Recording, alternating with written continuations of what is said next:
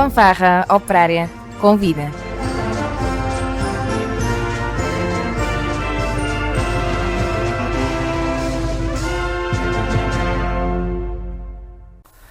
Boa tarde, bem-vindos a mais um Fanfarra Operária Convida. Hoje temos connosco dois convidados, duas gerações, um professor e uma aluna. Já tivemos alguns programas assim, mas hoje temos cá presentes o Rodrigo Lima, professor neste caso de flauta, e Yolanda Garcia. Obrigado por terem aceito o convite de virem ao Fanfarra Convida, falar um bocadinho de música, daquilo que vocês gostam de fazer, mas vamos começar pelo princípio. O Rodrigo já esteve cá num programa em que falamos do naipe de flautas e fazia todo sentido que o Rodrigo estivesse aqui presente, é um professor de flauta, e Yolanda. Mas vamos começar então como é que começaram no mundo da música, se calhar dando prioridade aos mais novinhos. Eu comecei no Conservatório da EBI Praia da Vitória, com 6 anos. Era para começar em setembro, só comecei em outubro, mas correu tudo bem. Depois, mais para a frente, em 2023, recebi o convite para ir para a Filarmónica União Praense tocar. Eu aceitei o convite e estou até hoje na Filarmónica e no Conservatório também. Como é que te aparece aqui esta paixão pela música? Desde pequenina eu tenho essa paixão, tanto que a minha mãe já esteve no Conservatório e o meu padrinho é regente da Filarmónica Recreio de Pense, do São Jorge, e por isso sempre fui rodeada pela música e isso. O instrumento que tu escolheste foi assim, amor à primeira vista, ou tiveste ali algumas dúvidas? Eu lembro-me que quando eu era mais pequenina fui ver o meu padrinho a tocar e lá tinha uma mulher, uma jovem, que estava a tocar flauta de lado, como eu dizia. E depois eu pedi para o meu pai para tocar e prontos, até hoje eu toco. Passamos então a voz ao professor, o Rodrigo. Como é que inicias neste mundo da música um projeto, um trajeto um bocadinho diferente, com certeza? Olha, boa tarde, ou boa noite, ou bom dia a quem nos estiver a ouvir, antes de mais, conforme a hora e o local, como se costuma dizer. Eu já comecei na música há tanto tempo que eu acho que já não sequer me lembro. Não, eu comecei na música na Filarmónica União Praense. O meu pai tocava lá sax tenor, e por volta dos 10 anos. E pronto, tudo. Por vezes começa-se na Filarmónica, no caso dela começou no Conservatório, foi ao contrário. E pronto, foi aquele percurso natural de um iniciante em que tem aquelas práticas da teoria no sentido de inclusão do solfejo, etc. E depois atribuem o instrumento, portanto foi uma adaptação normal à banda. Inicialmente entregaram-me uma tuba, que eu achei um bocadinho grande para mim. E então tentei-me desviar do instrumento, porque também não era bem a minha ideia fazer aquela espécie de acompanhamento. Eu utilizei aquela velha máxima de que era muito pequeno para aquele instrumento e passei para o bombardino. Comecei a tocar bombardino, o eufone. E depois ainda passei no trombone. Toquei trombone de vara e gostava muito de fazer o contracanto de trombone de vara, para aquela vara andar para baixo para cima. Entretanto, o meu padrinho ofereceu-me uma flauta e pronto, que também costumava a fazer aparições, digamos assim, participações com o cor Pactis nas missas ao domingo, na praia. Tocava aquela flauta de bisel que a gente aprende na escola. Mas como era uma flauta muito limitada, o meu padrinho ofereceu-me uma flauta transversal e aí ingressei no Conservatório. Como não havia professor de trombone na altura, pronto, não tive outro remédio senão ir para a flauta, e aí começa então o meu percurso na flauta transversal. Vocês têm curiosidades aqui em comuns, os dois na União Praense e os dois com influências do padrinho. É verdade. Eu, por acaso não tinha pensado nisso, mas é verdade. Influências do padrinho e dos pais, no caso dela, no caso da mãe, que também estava ligada à música. No meu caso, meu pai já tocava sax tenor e levava-me para os ensaios da Filarmónica da Praia. E eu lembro-me ainda na sala antiga, quando fazia um ensaio na parte, digamos, da parte da frente da sala, a parte de trás tinha aqueles instrumentos velhos que se guardava, e então eu costumava ir lá para trás baixinho, fazer uns acompanhamentos na caixa, enquanto a banda tocava à frente, ele baixinho já ia praticando um bocadinho na caixa lá atrás. E pronto, e sempre tive interesse pela música. Lembro-me nas escolas haver participação de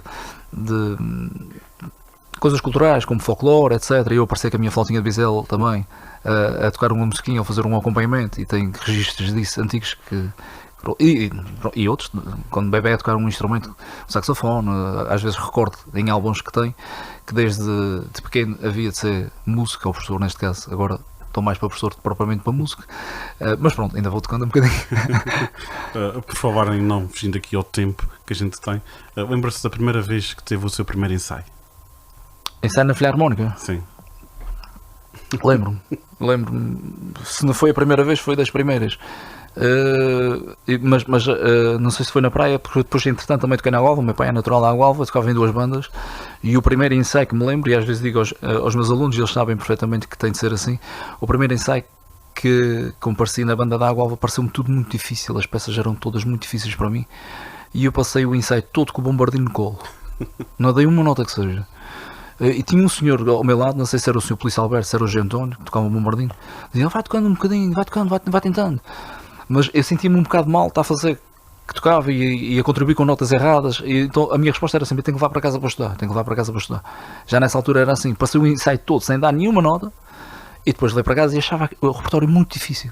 Depois, claro que aos poucos, quanto mais a gente vai praticando, mais nos vamos habituando, e depois fui integrado de forma natural, mas lá está, com a idade que tinha, já tinha em mente que precisava trabalhar para conseguir ter algum resultado, e é isso que eu passo para os meus alunos. Yolanda, para ti o que é vestir a farda da União Praiense? E faço-te já outra pergunta. Eu sei que é uma filarmónica neste momento muito jovem, com bastante gente nova inserida, e assim a gente de mais idade não tem assim tanta, mas os que existem também apoiam-te imenso? Sim, eles apoiam-me imenso, também gostam muito de mim, porque eu contribuo bastante para a Filarmónica, praticamente não falto a nenhum ensaio, sempre que acontece alguma coisa eu vou para lá tocar, e sim, é isso, pronto. Sendo uma Filarmónica jovem, talvez 80% neste momento, se calhar a Filarmónica União Praiense vive de jovens, vocês, apesar de tudo, e tem um maestro novo, o Ivo, Que também é jovem. que também é jovem, exatamente, pelo menos nestas andanças como maestro, vocês têm um grupo que estão todos bem. Sim, temos. Os mais novos vão-se bem com os mais velhos que os mais novos, e assim. Quando vestiste a farda, que foi o Álvaro também perguntou-te isto, sentes uma responsabilidade por vestires aquela farda? Antes, quando eu era mais nova, quando estava a começar a tocar nas ruas com a Filarmónica, eu pensava que eu tinha que tocar muito bem, porque aquilo era muito importante, que era uma Filarmónica já uma das mais velhas Filarmónicas, mas agora eu vou tocar, eu penso que eu tenho que dar o meu melhor para tocar bem, e corre bem. Tens-te safado? Sim, Achas que sim? acho que sim. A gente vai fazer aqui a nossa primeira pausa, a pausa musical, e já voltamos.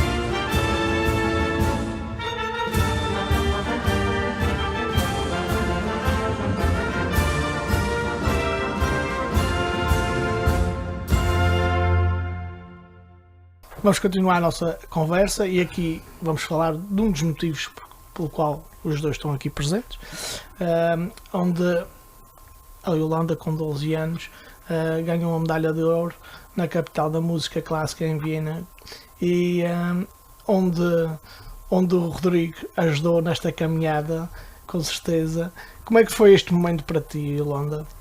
Pronto, eu estava em casa, normal, estava a brincar, pronto, e a minha mãe chamou-me. Pensei que era para ir em algum lugar ou fazer alguma coisa. Cheguei ali e ela deu-me uma notícia: olha, ganhaste o prémio na tua categoria, ouro, ganhaste ouro. Quando eu ouvi isso, eu fiquei muito feliz em saber que eu tinha ganhado, porque eu pensei que no máximo eu ia conseguir prata. Por isso o ouro foi, e senti-me muito feliz. Eu costumo dizer ouro sobre azul. Rodrigo, a pergunta obviamente para ti é: como é que te sentiste ao ver uma aluna tua entrar para o pódio num concurso desta dimensão? Eu fico sempre orgulhoso dos resultados dos meus alunos. Yolanda, como já tinha transmitido aos pais desde cedo, que tem um talento natural para o instrumento, trabalha imenso, e estava num nível que podia participar nesse tipo de concursos. São concursos online em que a gente faz uma gravação tendo em conta os regulamentos ou a duração do vídeo, e as idades depois são incluídas em determinadas categorias. Ela estava na de 12 e 13 anos, portanto ela fazia parte dos mais novos, e estavam competindo também com mais velhos. Isso foi o que me deixou ainda mais orgulhoso, porque estava sempre com esta desconfiança dela ser a mais nova. Mas como transmiti aos pais recentemente, ela tinha uma prova muito sólida, e eu estava convencido que ela trazia algum prémio, no sentido de não de ser a melhor, nada disso, porque não é mesmo, com muita sinceridade, não é mesmo esse o meu objetivo. O objetivo dos meus alunos entrarem neste tipo de concursos é eles se superarem e tentarem pensar que o trabalho deles tem que ser levado ao limite e ao pormenor. Não chega a tocar notas e ritmo, não chega a fazer dinâmicas, é preciso outro tipo de interpretação para se conseguir alcançar este tipo de resultado. E quando eles se superam, neste caso, para mim é uma satisfação, e sobretudo é a sensação de dever cumprido. Já o ano passado, há 2 anos, tinha sido condecorado também com estes presentes que os alunos me dão, através de um outro aluno meu. E pronto, já é a segunda vez, já estou mais ou menos habituado, e estava muito seguro da prova dela. E, entretanto, estava agora a perguntar quando é que saem os próximos resultados, porque ela tem mais 2 ou 3 que já está na fase final, segundo aquilo que me disseram, segundo aquilo que me apercebi, e penso que vai ser premiada em mais alguns. Uma mera curiosidade, de quem está um pouco fora do assunto: este concurso é só online ou há presença de palco? Não é só online. Depois há os prémios absolutos, que são de todos os instrumentos e mais alguns. Claro que nesses aí acabam por vencer alunos mais velhos, e aí sim alguns são premiados com questões monetárias e mesmo com concerto ao vivo. Em Viena sei que houve pessoal, segundo creio, do PIC, uma miúda do PIC que estudava flauta na Jobra, que chegou a ganhar prémio e a deslocar-se a Viena para fazer a sua performance ao vivo.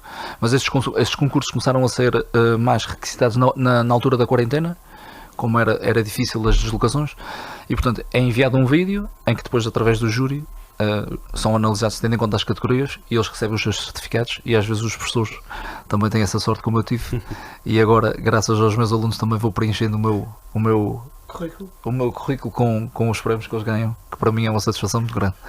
E Yolanda, quando o teu professor diz vamos gravar para enviar esta audição, podemos chamar assim, não é? Para fora, como é que foi? Muitos nervos? Na verdade não, porque quando a gente foi gravar não tinha muitas pessoas, era eu, o professor Fernando Martinho a acompanhar o piano e a câmara, pronto. E em relação a isso foi relativamente fácil, digamos assim, porque a gente gravou algumas vezes até ficar bom para mandar, e pronto, correu bem. Para chegares a este momento de sentir-te segura, houve muito trabalho? Houve. Porque se não houvesse esse trabalho todo, eu com certeza não teria nem chego perto do ouro. E como é que tem sido? Ao Natal vi Como é que tem sido o trabalho com o professor? É bom, desde pequenina pronto, o professor sempre trabalha muito para que a gente consiga superar a nós mesmos. O concurso foi prova disso, por isso sim, é bom, o professor ensina muito bem. Podes aproveitar. Podes falar mal dele As hoje, notas, as notas já foram dadas. As notas já foram dadas, não quero rebaixar. Eu não sei se esse certificado já te chegou às mãos do certificado da prova, se já chegou à Ilha Terceira. Não, mas já tens lugar para guardá-lo. Vais fazer uma moldura especial. Já chegou o teu e-mail, não? O e-mail chegou. Então pronto. Então agora já dá para fazer uma cópia, que é para ninguém roubar. Já dá para fazer a moldura. Não. Assim já tens então um lugar para pendurar, digamos assim. Ou ainda não pensaste no assunto? Não, ainda não. Rodrigo, como é que se preparam, não só miúdos de 12 anos, que sei que tens alunos muito mais novos que isso, mas como é que se preparam? Quantas horas de ensaio é que é mais ou menos preciso, não só para estes concursos, mas a nível geral, para se preparar um músico com alguma qualidade para se apresentar em qualquer sítio? O caso da Yolanda e a minha maneira de encarar esta evolução dos alunos é quanto mais cedo melhor. Portanto, começar aos 10 não é mesmo começar aos 6. Eu aos 6 eu consigo fazer o mesmo trabalho que faço aos 10. Os dos 10 se calhar vão inicialmente andar um pouco mais rápido, mas quem começa aos 6, quando chegar aos 10 já está numa fase muito mais avançada. Os que tiverem aquela apetência natural para o instrumento, no caso da Yolanda, eu lembro perfeitamente das aulas dela sentada na cadeira, porque ainda era muito pequena e não utilizávamos ainda aquela postura em pé. Raramente eu emendava a flauta no lábio dela, às vezes para corrigir aquela questão do equilíbrio, a produção do som, a qualidade do som, a direção do ar. Por vezes ia, mas muito poucas vezes. Ela tinha já uma noção de onde é que tinha que colocar a flauta e por onde é que tinha que separar. E isso começou aos 6. Portanto, a evolução desde aí é muito mais fácil, mas é um trabalho que o professor está lá para indicar qual é o caminho e depois o aluno faz se quer ou se não quer. E depois a questão familiar é muito importante. Ou os pais apoiam, ou apoiam menos, ou não apoiam nada.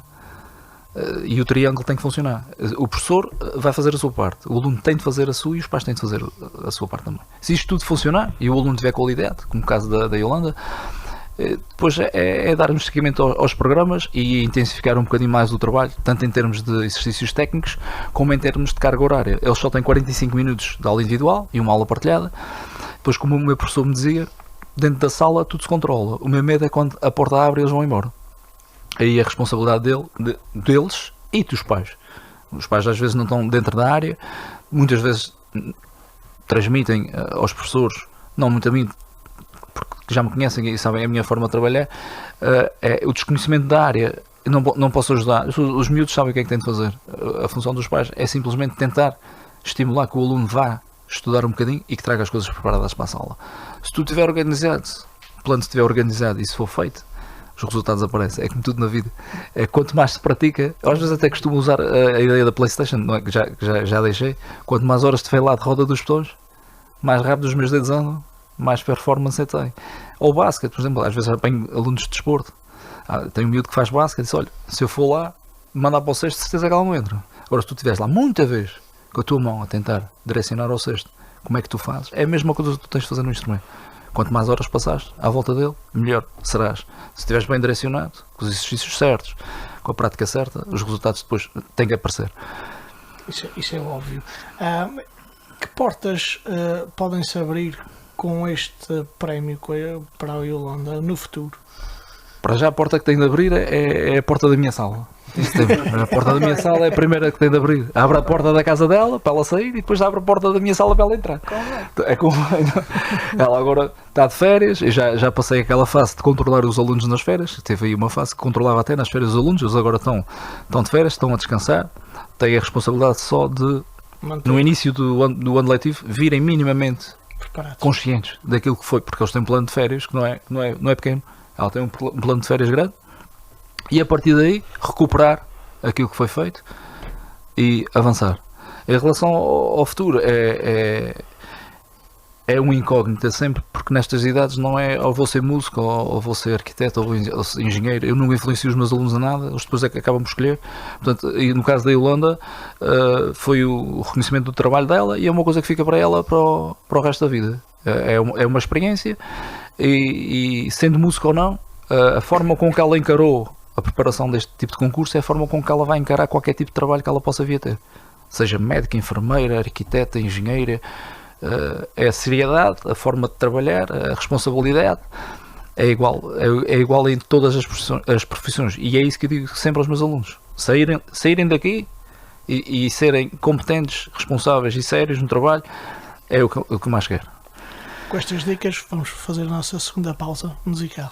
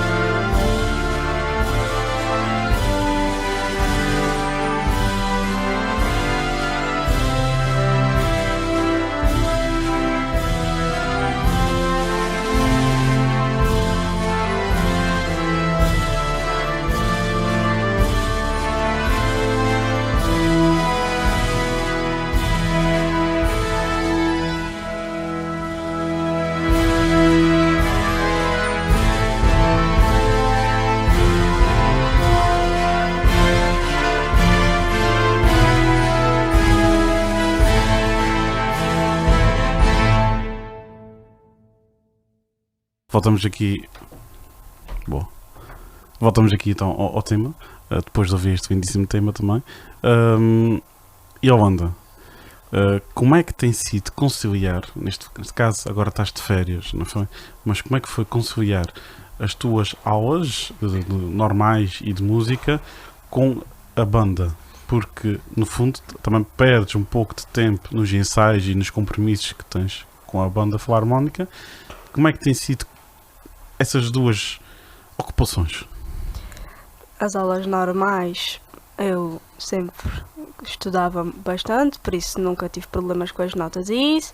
E depois, na filarmónica, era sempre das 8h30 às 10 da noite, mas sempre, na minha opinião, sempre foi fácil com isso, porque eu nunca tive problemas com nada, pronto, e os ensaios para mim eram, na maior parte das vezes, fáceis, por isso eu nunca tive problemas com isso. Então conseguiste brincar também nessas horas livres ou não foi possível? Sim, foi. Eu gostava de ter como tu, ter tempo para isso tudo. Mas achas que foi importante também a filarmónica ajudar-te? Porque apesar de tudo, não são os mesmos temas que tu tocas numa e na outra normalmente. E achas que isso também ajuda-te bastante a evoluir? Achas que a flauta, ao tocares numa banda e ao tocares nas aulas individuais com o teu professor e as tuas preparações para as tuas audições, acaba por ter diferentes temas, certo? Sim. E isso faz-te evoluir mais ou achas que vai-te criar mais dificuldades? Eu acho que vai-me ajudar a evoluir mais, porque assim eu consigo explorar mais temas, mais músicas. Nas aulas individuais eu acho que também é melhor, consegue-se aprender mais do que na filarmónica, mas não mudei nada, eu acho que eu posso evoluir mais também. Sou o professor Rodrigo, eu sei que já esteve na parte da filarmónica, agora está mais acompanhado aqui no conservatório com os alunos, mas acho importante haver este acompanhamento também das filarmónicas, é porque há várias opiniões. Há opiniões que dizem que criam-se vícios, há opiniões que dizem que dá para evoluir. Qual é a tua opinião sobre isso? A minha opinião é que os músicos que residem na ilha, a única porta, já que falamos em portas de saída, neste caso porta de entrada, não é? São as filarmónicas. Portanto, todos os alunos de instrumento, de sopro, neste caso, como estamos a falar da flauta, para fazer uso do instrumento têm que ingressar na filarmónica. Eu não sou nada contra as filarmónicas, aliás, comecei lá e incentivo a que os meus alunos toquem nas filarmónicas. Porque enquanto eles estiverem a tocar nas filarmónicas, estão a soprar, estão a praticar, estão-se a exercitar. E depois aí depende do grupo em si, da pessoa que está a gerir o próprio grupo, se tem a capacidade de ir a todos ou não. É claro que depois vão vir alguns problemas. É natural, são muitos. No caso dela, notou-se a certa altura, mas isso é o defeito das nossas flautas. É a rua e a estante no braço. Não é a postura, basta olhar para as flautas, como tocam. E portanto, aquela postura não é correta para se tocar flauta. E isso tem que ser incutido na cabeça deles, e eles têm que levar para a filarmónica aquilo que aprendem detalhadamente nos conservatórios, porque temos mais tempo, porque é uma aula individual. Quem está à frente da filarmónica tem um grupo de 20, 30, 40, às vezes é impossível de chegar a todos, por vezes também o conhecimento dos instrumentos não é tão pormenorizado neste caso, mas este é um exemplo muito prático que todos observam nas ruas as flautas a tocar. É ingrato ter a estante no braço e depois andar de lado com a cabeça torta, e isto influencia imenso. E depois é questão da forma como se sentam. As minhas aulas são dadas em pé, não é? Eles tocam sempre de pé, mas no conservatório tem a orquestra de sopros, e até lá no conservatório eu vejo defeitos nas flautas. O facto das cadeiras estarem muito próximas, o facto de se meter a flauta por trás do colega e depois andar, quer dizer, o facto de se sentar com as costas encostadas à cadeira, que é completamente errado. Deve-se sentar na cadeira, no bico da cadeira, porque a flauta é uma flauta transversal, vem para aqui, para este lado. Se a gente se coloca direitos na cadeira, ficamos tortos para a estante, ficamos com más posturas, e é isso que eles têm de ter em mente. Se o aluno tiver este plano claro na sua cabeça, depois na Filharmónica é só ter atenção a este tipo de pormenor e tudo corre bem. E quase tive uma aula agora. E bem. Esta pergunta foi um bocadinho em encontro, porque quando surgiu o conservatório cá na Terceira, quem era músico filarmónico desconfiava do conservatório, e quem era professor de conservatório desconfiava muito das filarmónicas. Este mito caiu completamente. Sim, caiu completamente. Eu, aliás, já tive várias conversas bem sérias no conservatório, porque eu acho eu acho uma falta da teoria inacreditável nos conservatórios de hoje em dia. Eu chego a dizer, nas filarmónicas aprendem melhor. Eu não tenho problema nenhum dizer isto, porque já disse às pessoas certas, a teoria é a base para o instrumento e tem de os ajudar, e o professor de instrumento não pode estar a ensinar teoria nos conservatórios aos miúdos. E o que eu noto é, os miúdos que começam no conservatório têm mais dificuldades em termos de leitura rítmica do que os miúdos que vêm das filarmónicas. Isso não pode ser. Porque sabe pessoas especializadas da área lá, as coisas têm que funcionar de outra forma. Se há aulas particulares para determinadas disciplinas, isto tem que funcionar. E neste caso, o que eu tenho de dizer, e elogiar neste caso as filarmónicas, porque o programa também é virado para as filarmónicas e assim também aproveito para dar o elogio a elas, é que a partir de certa e determinada altura houve uma evolução na forma com que se trabalha nas filarmónicas. As pessoas que abraçaram os projetos estão mais capacitadas, mais conscientes. Os conservatórios naturalmente foram importantes nesse aspecto, para dar conhecimento a essas pessoas, mas são dois mundos completamente diferentes. A filarmónica tem de ser um ensino mais prático, mais rápido, no sentido do músico ingressar e a filarmónica fazer os seus serviços, e talvez seja por isso que aquele ensinamento teórico é um pouco mais rápido e os miúdos são um pouco mais práticos na execução das coisas. O conservatório, neste caso, passa uma fase que não é muito interessante em termos teóricos.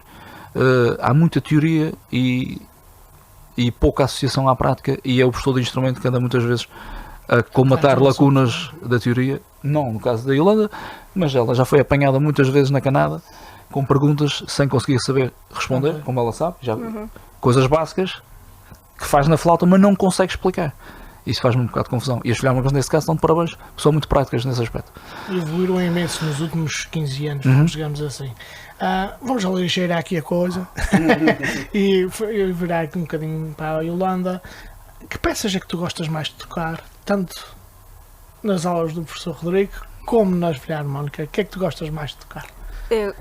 Eu gosto de tocar muitas peças, pronto, mas as que eu gosto de tocar mais é que têm mais alegria, digamos assim, que são mais divertidas de tocar, o público também fica mais divertido, é mais fácil para nós, e eu gosto de tocar peças assim. Se calhar toca aqui o K-pop, se calhar. Sim, até. Está na moda. Há lugar e espaço para tudo. É um bocadinho esta pergunta, um bocadinho ao contrário para o professor. O que é que lhe dá mais gozo ensinar a nível de peças aos seus alunos? No caso do conservatório, tendo em conta o programa que a gente não é tão diversificado, não é? É baseado nos períodos, ou seja, a gente começa ali, temos o barroco, o clássico, o romântico, e depois numa fase mais avançada peças mais contemporâneas. Eu tenho a sorte de gostar dos três períodos que trabalho. Eu gosto muito das peças do período barroco, fiz imensas em concerto, toquei muitas sonatas de Bach, toquei muitas sonatas de Handel. Aliás, ela vai começar a fazer agora as sonatas de barrocas, que têm uma interpretação muito peculiar. Mas também gosto muito do clássico, que é muito transparente, gosto muito de Mozart. Aliás, agora recentemente estive em Viena e vivenciei coisas incríveis relacionadas com Mozart e Beethoven, Schubert. Também gosto muito deste período clássico, e o romântico também, porque são três períodos completamente distintos, com características completamente diferentes, e que também me fazem relembrar as minhas aulas em Lisboa, e com eles também, com o trabalho que faço, e tendo em conta o nível que eles já atingiram, também vou mantendo mais ou menos ativo nesse aspecto. E Yolanda, se a tua flauta pudesse falar, o que é que ela ia dizer?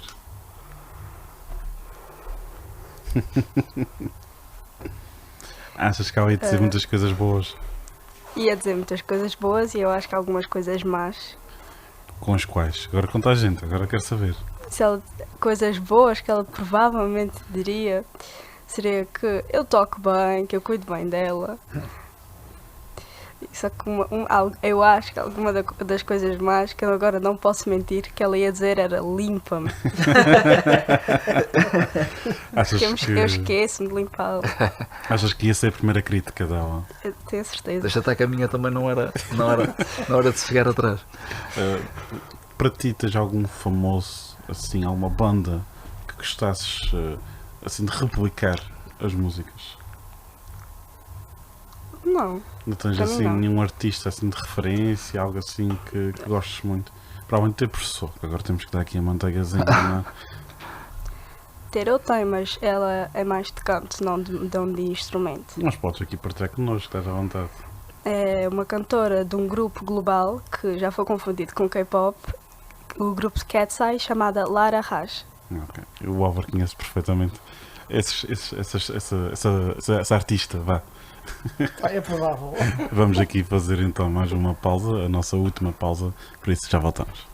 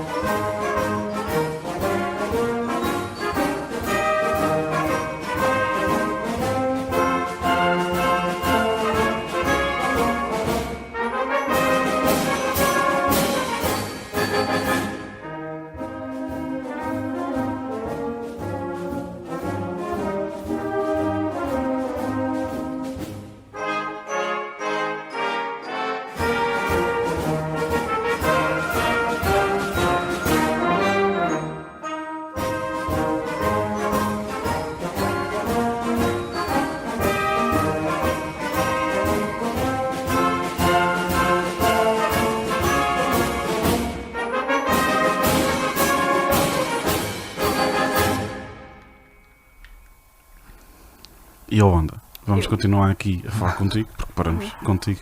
É assim, eu tenho um bocadinho de fama, infelizmente, de sempre chegar aqui no programa e estive a fazer aqui umas pesquisas e soube que tu gostavas muito de carnaval. Isto é verdade ou mentira? É verdade. Como é que tem sido este... Eu ouvi dizer que tu participaste no carnaval. Participei, sim, sim. Como é que isto aconteceu? Assim, eu estava na escola e deram-me um convite. Quem é que te fez esse convite? Só para a gente... Eu não me lembro. E eu acho que poderia ir, poderia ver como é que era. E fui lá ao primeiro ensaio e gostei. Fui ensaiando isso. Foi sempre ensaiando muito bem. Uhum. Foi a primeira vez que saíste? Foi. E Foi a primeira vez. qual foi aquela sensação? Porque é totalmente diferente. A verdade é, estás numa sala de aula, estás numa filarmónica que tem às vezes alguns concertos. Principalmente o ano passado tiveste ali, se calhar, participaste, mas nas festas da praia teve ali um concerto grandinho ali ao pé da marina, não é? Mas depois notas por ti, se calhar estás num carnaval com um pavilhão cheio de pessoas. É muito diferente. Como é que foi esse sentimento? Eu estava ali, eu era logo a primeira da fila. Eu olhava para aquela gente toda e pensava, meu Deus do céu. Mas pronto, isso foi só nos primeiros dias, depois eu já estava acostumada e correu tudo bem. Ainda bem. Dizem que o Carnaval, eu nunca participei, sou sincero, mas gosto imenso de ver e apreciar. Sou daquele tipo, aquelas tias que o povo já abre às 4 e estou à 1 da tarde já à porta. Pronto, são mais ou menos essas tias, assim. Mas eu já ouvi dizer que quem participa no Carnaval, que é uma correria, É. nunca se para. Como é que foi isto? Praticamente os únicos momentos que a gente descansava era quando a gente estava a ir para o caminho dos outros salões ou enquanto estava a acontecer o assunto, porque senão a gente não descansava. Mas tirando isso, era fixe, pronto, eu gostava muito de ir lá para tocar. Eu gostava muito do assunto também. Se quiseres divulgar o bailinho, estás à vontade, não é problema. Não, Fizeste muitas amizades fixe. e ainda continuam presentes essas amizades que fizeste nesse... Só uma, por enquanto. Mas o que é bom também, que dá É. para aqui terá um pouco também não só de música e também um bocadinho de contexto social, que é muito importante. Conseguiste dormir nessa altura? Eu não consigo. Consegui. Conseguiste? Eu tive a proeza de dormir no palco. Foi isto, não é qualquer um. Como é que aconteceu essa história? Agora não sou nada mexer. Conta. Não. Eu não sei, eu acho que eram 3, 4 da manhã. Eu estava muito cansada, estava a acontecer o assunto e eu só apaguei ali, em pé. O mais impressionante é que eu consegui tocar enquanto dormia. Uma proeza fantástica. O Álvaro faz isso às vezes. Às vezes calha. Rodrigo, isto é mais um ponto a favor do Carnaval na nossa ilha para os músicos terceirenses. É mais uma porta de entrada para que eles possam participar na cultura da ilha. É uma cultura muito forte, que envolve tudo e mais alguma coisa, não é? Desde as sociedades, os bares, as roupas, os assuntos, quem faz a música, não é? E é também com gosto que vejo os meus alunos e tenho de procurar. Já estou também afastado do Carnaval, já estou naquela idade que já me vou afastando aos poucos, mas participei no Carnaval durante muitos anos. Eu tento sempre acompanhar, ou pelo menos ouvir um bocadinho do que é que eles estão a fazer e se estão com aquela postura de quem está a gostar. Porque para mim o mais importante é que eles estejam bem e que estejam a gostar do que façam. E nunca lhes trava nada, desde que eles estejam com a flauta. Até há bocadinho que ela falou do grupo, até se ela tiver convite para tocar nesse determinado grupo, que eu não consigo produzir o nome, para mim está tudo ok. Desde que eles estejam com a flauta e lá está, com aquela questão que falei há pouco, que é como é que eles devem tocar o instrumento. Aí podem participar em tudo. E é com gosto que vejo muitos dos meus alunos a participarem no Carnaval. Sentes que o Carnaval dá outra vertente, para além de se divertirem a fazer aquilo que estão a gostar, que é tocar música, há um pouco do improviso que não existe noutros lados, se calhar, tanto na Filarmónica estão restringidos já à pauta e obviamente nas aulas não conseguem se desviar, só se for por mero acaso o improviso. Sim, no Carnaval eu agora não tenho bem conhecimento se eles têm liberdade ou não de mexer tanto na questão musical. Sei que na parte do assunto inventa-se bastante e é animado para quem está a assistir. Tem a ver com o grupo. Tem a ver com o próprio grupo, tem a ver com as personagens em si e com aquilo que eles possam ser capazes ou não de retirar do texto que lhes enviam. Mas claro que a parte social é importante, tal como nas Filarmónicas também. Não só a parte musical, mas a parte social, o convívio. Acho que tem tanta importância como a parte da música, sejam Filarmónicas, seja bailinhos de Carnaval. Infelizmente ainda temos muito tempo, por isso eu queria aqui fazer umas perguntas também à Yolanda, porque já sabes como é. Yolanda, tu já conseguiste conquistar Viena. Qual é o próximo sonho?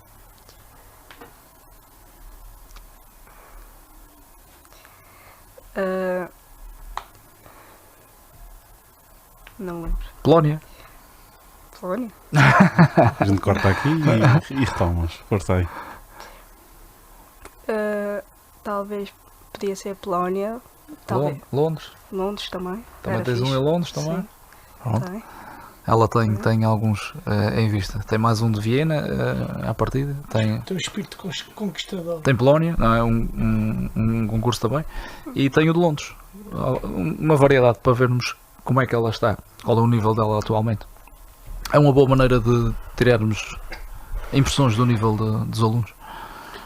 Como professor, e aqui acompanhando a Yolanda mais de perto, sente que ao ver este percurso dela, que sente também que faz parte desta conquista? Tento fazer, não é? Não posso ser hipócrita no sentido de dizer, e tal, não sei o que, é só o aluno. Não. Foi como eu disse há pouco, é o professor, é o aluno e são os pais. Se tudo estiver bem direcionado, isto está sempre certo. Com mais ou menos nível, porque os alunos são todos diferentes. Quando às vezes há uma parte do triângulo que parte, aí não há hipótese, porque o professor começa a sobrecarregar o aluno e aí então não há maneira de andar para a frente. Ou o aluno desiste, que é o mais fácil de se fazer. Às vezes é mais fácil desistir do que encarar o trabalho. No caso dela não, ela por acaso tem a sorte de que ela é uma aluna dotada, não é? Ela é uma aluna que tem facilidade em fazer as coisas e não sei se estuda muito, se estuda pouco. A mim só me interessa é que ela traga as coisas. Menos tempo ela tem. Eles têm que organizar. Às vezes, antigamente eu acho que a gente tinha mais tempo e eu até, como aluno, estudava muito menos do que eles. Também, lá está. Na altura não me obrigavam a estudar e a minha direção não foi a mais certa, mas isso são outros 500. Ela tem a sorte de ter facilidade para o instrumento e traz-me as coisas programadas e só assim é que a gente consegue dar passos em frente. Ela teve essa sorte. Há alunos que têm, como eu, às vezes falo do meu caso, não sei se já falei à Yolanda, aos meus alunos, na minha classe eu era o aluno que tinha que trabalhar mais. Fazia-me confusão ter colegas que trabalhavam 2 horas por dia, 3, e chegavam lá e faziam. Aquilo fazia-me confusão, eu tinha que fazer 5, 6. Lá está, era menos dotado que os meus colegas, era mais velho, mas eu chegava lá, tinha que trabalhar mais. Todos chegam lá, agora depende da organização de trabalho, da agenda, se precisa 1, 2, 3, quantas horas precisa, não sei, desde que venha, depois o resto é com eles. Ela por acaso acho que tem sorte, não precisa de muito tempo. E Yolanda, pegando aqui dos conselhos que tu ouves do teu professor, agora se tu fosses professora, o que é que tu dizias aos primeiros alunos que aparecessem à tua frente? Quais eram os primeiros conselhos que achas que podias dar a eles? Que era para estudarem bem, principalmente na parte de técnica e execução, porque como o meu professor diz-me, a mim e muitas vezes, não é poucas, porque tocar toda a gente toca, o que importa é a técnica e execução, e para tocar bem e conseguir seguir mais para a frente. Eram palavras muito de incentivo de continuar a trabalhar como tu fazes. Uhum. Sabes qual é a palavra que o teu professor mais usa? Deve ser estudar, talvez. Não. É estudo. É? Deve ser. Se eu precisasse contar, nada. É um desafio que eu te faço. A próxima vez que houver aula, não desfocando da aula, Tira notas. vais começar a tirar as palavrinhas que o teu professor vai-te dizer. Achas que ela é muito exigente nas aulas? Eu não acho, eu tenho certeza. mas é bom que isso aconteça, porque se o professor não fosse exigente, provavelmente, ou com certeza, eu não estava aqui. Ou não te deixa assim isso. brincar muito, não tens tempo para isso, não é? Não. É muito exigente mesmo. No chance. Um bocado. No chance. Não há hipótese. Não, são 45 minutos. Não há. Eles têm tempo para brincar no intervalo. Têm tempo para descansar. Têm tempo para ir à casa de banho. Têm tempo para beber água. Isso tem tempo para tudo. Agora, aquela brincadeira gratuita que não leva a nada, isso nem pensar. Aliás, já estão acostumados, nem tentam. No caso dela e do colega da aula partilhada da Yolanda, o programa é tão exigente que a gente às vezes até fica ali mais 5, 10 minutos, a gente às vezes como um intervalo, para tentar conseguir ter as coisas em condições, porque não é nada fácil colocar a parte individual relativamente fácil, porque cada um para si. Quando são quartetos, quintetos, que envolvem outros alunos, aí... Falou uma palavra aqui importante, tempo. A gente não tem muito mais tempo. E Yolanda, queres mandar beijinhos para alguém? Eu queria mandar beijinhos para o meu padrinho, se ele assistir, porque foi uma das primeiras vezes que eu estreiei em uma filharmónica. Também aos meus maestros, principalmente para o Miguel Montinho, que foi o meu segundo maestro, pronto. E também para os meus colegas, que mereciam estar aqui também no meu lugar. E pronto, é isso. Sou professor, microfone é seu. Eu quero mandar cumprimentos a todos os que estejam a ouvir, todos os músicos da nossa ilha, todas as pessoas que se interessam pela nossa cultura, que a cultura está muito em moda agora, portanto é preservar e tentarmos fazer as coisas cada vez melhor para que o público esteja esteja feliz e agradável com o sítio com que a gente vive. Bem, a flauta está afinada, o talento está aqui, por isso eu despeço-me em nome do grupo Fanfarra Operária Convida e para a semana iremos ter um direto de Festas da Praia em especial, por isso quero agradecer a vossa presença e o vosso tempo aqui disponível para nós e também agradecer ao Rádio Clube de Angra por nos dar sempre a voz. Obrigado nós pelo convite e pela forma como que nos recebem, no sentido de promover também o ensino artístico e falar sobre as filharmónicas. E ainda para mais, para uma aluna de 12 anos que teve já esta experiência que acho que depois ficará marcada na vida dela. Yolanda, espero te ouvir muito nas Festas da Praia. Vai ouvir. Até para a semana.